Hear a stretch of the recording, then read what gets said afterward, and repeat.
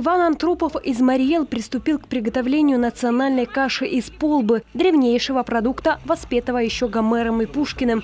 Это растение было незаслуженно забыто, но сегодня полбу все чаще включают в свой рацион ценители здорового образа жизни. Этот злак является и хорошим заменителем пшеницы для страдающих и ее непереносимостью. Мы это блюдо готовили уже в прошлом году на предыдущем празднике, и по просьбам гостей, которые к нам вчера подходили, очень многие просили, чтобы мы ее повторили. Марийская каша из полбы, уха по-карельски, удмуртские перепечи, комишанги и многое другое. Все это можно было попробовать на 3-м международном гастрономическом фестивале «Шаньга-фест». В этом году свои блюда презентовали ресторанные дома финской, саамской, карельской, удмуртской, марийской и коми-кухонь.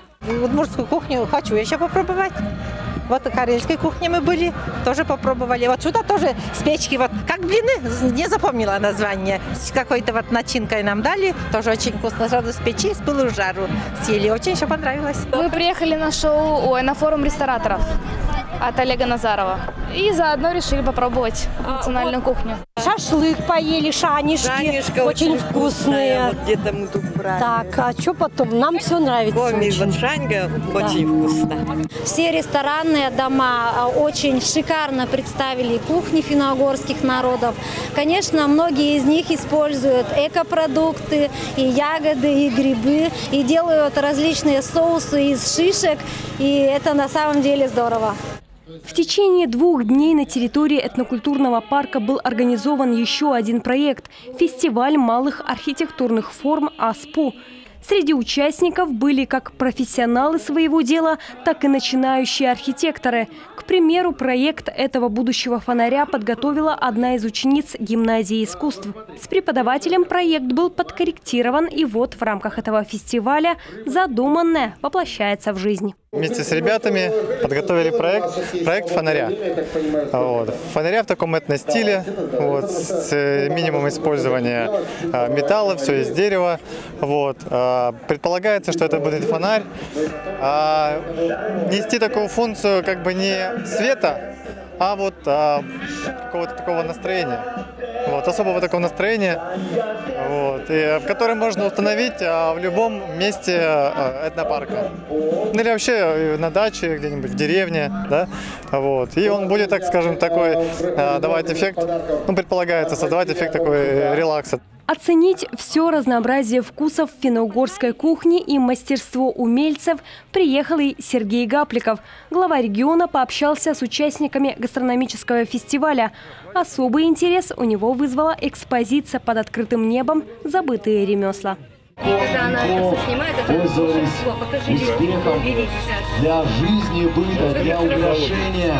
Ну, получается, ткань обрабатывается нашего народа. Солями металла, чаще всего с железом. В рамках творческого проекта, реализованного по инициативе межрегионального общественного движения «Коми-Войтер» при поддержке Министерства культуры Российской Федерации, было установлено 10 ремесленных домов, оборудованных под кузницу, гончарную, мастерские крошения ткани, набойки, резьбы по дереву, сети плетения, береста и лозоплетения, узорного вязания, а также изготовления национальных музыкальных инструментов. Выставка сама по себе интересна именно тем, что здесь представлены ремесла, которые очень редко представляются где-то на выставках. Чаще всего это мастера из небольших каких-то маленьких сел. Они представляют те ремесла, которые когда-то пользовались популярностью, потому что они были утилитарны, а потом свою значимость потеряли. И теперь мы готовы представить эти ремесла в новом свете, уже в современной жизни, как их можно использовать, как их можно применить, что из них можно создать. И все это можно было попробовать сделать самому. Ну и, конечно, приобрести понравившиеся вещи. Люди сюда приехали не только угоститься, но и прикупить сувениров. Тут и варежки, тут и носки, тут брелки в виде шаник. Вкусные угощения от знатоков национальной кухни, удивительные экспозиции мастеров региона и, конечно, зажигательные песни и танцы финно-угорских народов. Всем этим запомнится Шаньга-фест.